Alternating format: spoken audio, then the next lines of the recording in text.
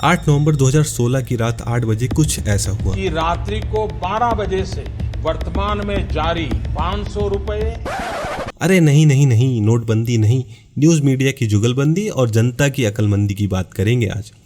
NGC तो याद होगा आपको, अरे वही नैनो जीपीएस चिप जिससे आप नोट पाताल में रखें या जेब में, पर सिग्नल आसमान से होता हुआ सीधा इनकम टैक्स डिपार्टमेंट को जाएगा। पर इस टेक्नोलॉजी का आविष्कारक आखिर था कौन? हाँ, कौन था? मैं थी, तुम थी, मैं थी, तुम थी, कौन था? कौन था? कौन था? अरे रसोड़ा हटाओ, व्हाट्सएप फॉरवर्ड वाले अंकल थे जो भर भर के ये खुशखबरी सारे फैमिली व्हाट्सएप ग्रुप और मोहल्ले में फॉरवर्ड करने में लगे थे कि अब तो ब्लैक मनी वालों की लग गई, डिजिटल रामराज्य आ गया और अच्छे दिन आ ही गए। घूम फिर कर ये मैसेज न्यूज चैनल्स के पास भी पहुंच ही गया और फिर ऐसा हुआ। 2000 रुपए के करेंसी नोट को बनाने के लिए state of the art nano technology का इस्तेमाल होगा। ये एक नई बात होगी। 2000 रुपए के हर एक नोट पर एनजीसी यानी नैनो जीपीएस चिप लगा हुआ होगा। The art of presenting, sharing information without checking and verifying is called digital illiteracy, and the artist is called digital illiterate. What is general literacy? Main stream dictionaries की popular definition को माने तो general literacy का मतलब होता है जैसे ability to read, ability to write, use numeracy in at least one method of writing. वहीं यूनेस्को की जनरल लिटरेसी को लेके अपनी अलग अंडरस्टैंडिंग है, जैसे ability to identify, understand, interpret, create, communicate and compute using printed and written materials associated with varying contexts. Context यहाँ एक इंपॉर्टेंट वर्ड है। अगर इंडिविजुअल की बात करें तो उसका रीडिंग और राइटिंग प्रोसेस उसकी लाइफ स्पैन में चेंज होता रहता है।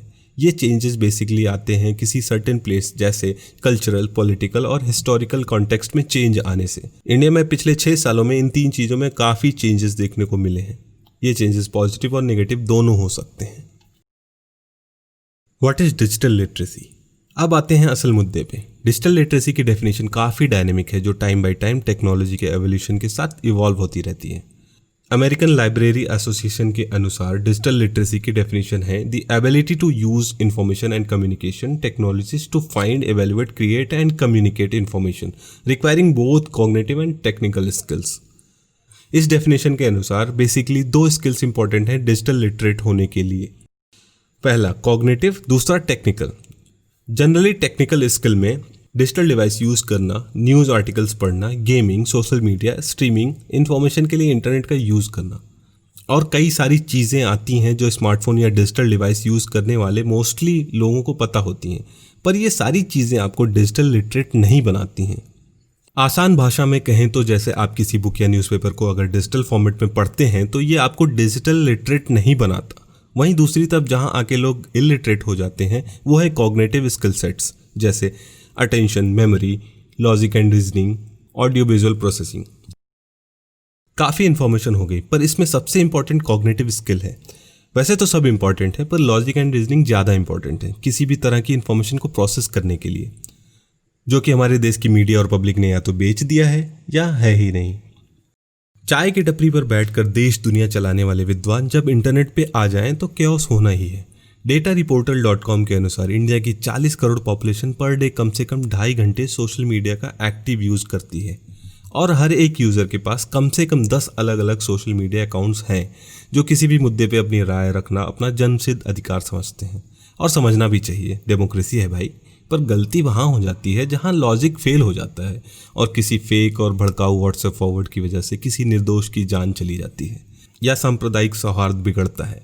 बिजनेस स्टैंडर्ड की एक रिपोर्ट के अनुसार अकेले चाइल्ड लिफ्टिंग रूमर्स में 18 महीने के अंदर 69 अलग अलग मॉब अटैक्स में 33 लोगों की जान चली गई। इससे पहले 2012 में सिर्फ एक अटैक का मामला रिपोर्ट हुआ जो मिस इन्फॉर्मेशन स्प्रेड का केस था।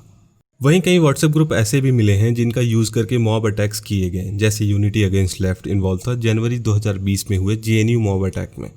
साथ ही साथ friends of RSS left terror down में इन्वॉल्व थे। वहीं दूसरे केस में दिल्ली पुलिस की चार्जशीट के मुताबिक कट्टर हिंदू एकता नाम का एक व्हाट्सएप ग्रुप बनाया गया जिसमें दिल्ली में रह रहे मुस्लिम्स को मारने के लिए मैन पावर और गन सप्लाई करने की बात की गई। व्हाट्सएप की बात चल रही है तो ये भी जान लेना ज़रूरी है कि दुनिया में 150 करोड़ यूजर्स के साथ ये प्लेटफॉर्म पहले नंबर पर है और इंडिया में सबसे ज़्यादा यूज किए जाने वाले प्लेटफॉर्म में 20 करोड़ एक्टिव यूजर्स के साथ तीसरे, वहीं फेसबुक दूसरे और यूट्यूब पहले नंबर पर आता है। इंडिया टुडे की एक रिपोर्ट के अनुसार कुछ यूजर्स ऐसे भी हैं जो न्यूज़ के लिए सिर्फ व्हाट्सएप पर रिलाई करते हैं।